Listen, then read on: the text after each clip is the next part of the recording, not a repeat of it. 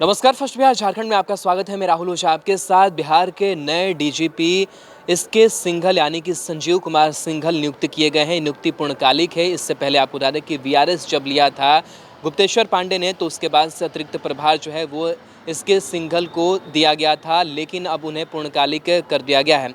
आपको बता दें कि गृह विभाग की तरफ से जो नोटिस है वो भी इसको लेकर के जारी कर दिया गया है।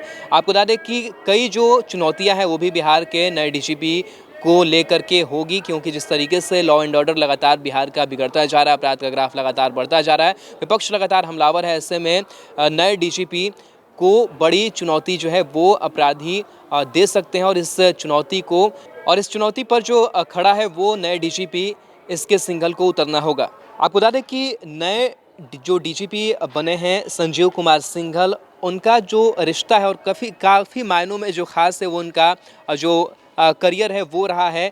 अगर हम बात 1996 की करें तो 1996 में बाहुबली शहाबुद्दीन ने उन पर हमला करवाया था जब वो सिवान के एसपी हुआ करते थे। उस दौरान भी कई जो चीज़ें हैं वो शहाबुद्दीन को लेकर के सामने आई थी, और उस मामले में जो शहाबुद्दीन थे वो दोषी पाए गए। बाद में उन्हें कोर्ट ने सजा भी दी थी। आपको बता दें कि 23 सितंबर 2020 को 1987 बैच के आईपीएस अधिकारी गुप्तेश्वर पांडे ने वीआरएस लिया था। तब इसके सिंघल को बिहार के डीजीपी पद का अतिरिक्त प्रभार सौंपा गया था, और अब वो पूर्णकालिक कर दिए गए हैं। अब सिंघल को पूर्णकालिक डीजीपी नियुक्त कर दिया गया है। बिहार सरकार ने भारतीय पुलिस सेवा के वरिष्ठ अधिकारी इसके सिंघल को शनिवार को राज्य का पुलिस महानिदेशक यानी कि डीजीपी के तौर पर नियुक्त किया है।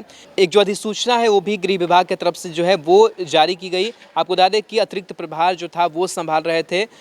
गृह विभाग की अधिसूचना में कहा गया है कि बिहार कैडर के 1988 बैच के आईपीएस अधिकारी संजीव कुमार सिंघल को अगले आदेश तक पुलिस महानिदेशक नियुक्त किया जाता है। वह 31 अगस्त 2021 को सेवानिवृत्त होंगे। आपको बता दें कि इसके सिंघल 1988 बैच के सीनियर आईपीएस अधिकारी हैं। बिहार के डीजीपी नियुक्त होने से पहले वह होमगार्ड के निदेशक के रूप में कार्यरत थे।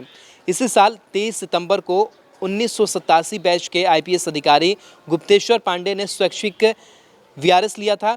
तब इसके सिंघल को बिहार के डीजीपी पद का अतिरिक्त प्रभार सौंपा गया था। अब सिंघल को पूर्णकालिक डीजीपी नियुक्त कर दिया गया है। बिहार में डीजीपी के पद पर इसके सिंघल की नियुक्ति को काफ़ी अहम माना जा रहा है। अगर हम बात करें साल 1996 की, तो वो भी एक अहम जो वाकया है वो रहा है इसके सिंघल के साथ। जब 1996 में सिंघल सिवान जिले के एसपी पद पर कार्यरत थे, तब उन पर बाहुबली सांसद शहाबुद्दीन ने हमला करवाया था। इस हमले के बाद सिंघल ने शहाबुद्दीन के खिलाफ शिकायत दर्ज कराई, जिसके बाद साल 2007 में अदालत ने उसे दोषी माना और आखिरकार शहाबुद्दीन को सज़ा मिली। हाल ही में बिहार सरकार की पहल पर बाहुबली शहाबुद्दीन को सिवान से दिल्ली की तिहाड़ जेल शिफ्ट कर दिया गया था। तो कहीं ना कहीं कई जो वाकया है वो भी इसके सिंघल के साथ जुड़ा हुआ है, जो नए डीजीपी बिहार के बने हैं।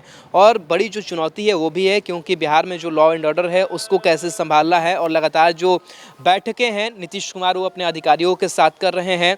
और जब डीजीपी गुप्तेश्वर पांडे जब अपने कार्यकाल में थे, तो उस वक्त वो लगातार लॉ एंड ऑर्डर को लेकर के दुरुस्त नज़र आ रहे थे। अलग अलग थानों में वो जा रहे थे, और जो इंस्पेक्शन है उनका वो लगातार चल रहा था।